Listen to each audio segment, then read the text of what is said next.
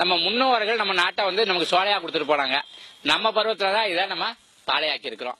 இப்ப நம்மளுடைய பிள்ளைகள்லாம் இருக்குது. இந்த பிள்ளைகள் எந்த குற்றமும் செய்யல.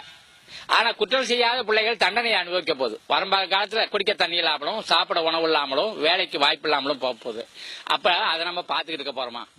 மனிதர்களை மட்டும்தான் சுயநலத்துக்கு அப்பாற்பட்டு நம்ம வேலை செய்ய முடியும். அறிவினால் ஆகுவது உண்டோ பிரிதின் நோய் தன்னோய் போல் போற்றாக்கடை. இப்ப காக்கா வந்து எரும மாட்டு முதல்ல உட்காந்து அது புண்ணை கொத்திக்கிட்டு இருக்கும். எருமாட்டுக்கு வலிக்கும்னு காக்காக்கு தெரியுமா? தெரியாது. ஆனா அது எருமாட்டுக்கு வலிக்கும்னு நமக்கு தெரியும்.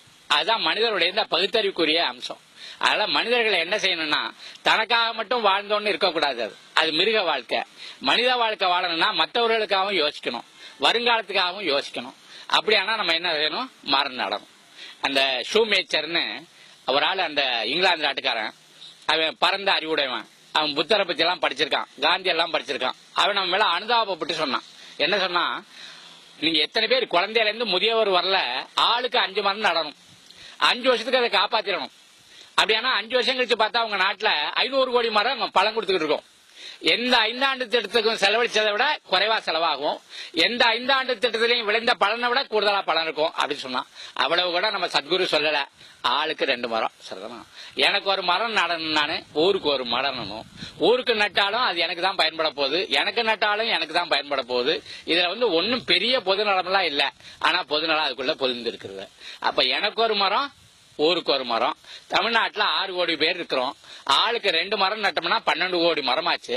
இந்த 12 கோடி மரத்தை அடுத்த 10 வருஷங்கள்ல நம்ம நட்டா போதும். இப்படி சின்ன அளவுல திட்டம் போட்டு நம்ம செயல்படுத்தணும். அப்படியானா இந்த தமிழ்நாடு பாலையாகும்னு யாரெல்லாம் கணிச்சிருக்காங்களோ அவருடைய அந்த அறைகோல் இருக்குல்ல, அவருடைய எச்சரிக்கை அதெல்லாம் முறியடிச்சது மாதிரி இருக்கும். நாம மனிதர்கள்னு காட்டிக்கிறதுக்கு ஒரு வாய்ப்பா இருக்கும். தமிழர்கள், நாங்கள் மனிதர்கள், நாங்க வந்து எங்களுடைய எதிர்காலத்தை நாங்க வரையறுப்போம். நாங்க சின்ன பிள்ளையில இருந்து பகுத்துண்டு பல்லுயிர் ஓம்புதல் நூலோ தொகுத்தவுற்றுலாம் தடையும் சொல்லிக்கிட்டே வந்திருக்கிறோம்.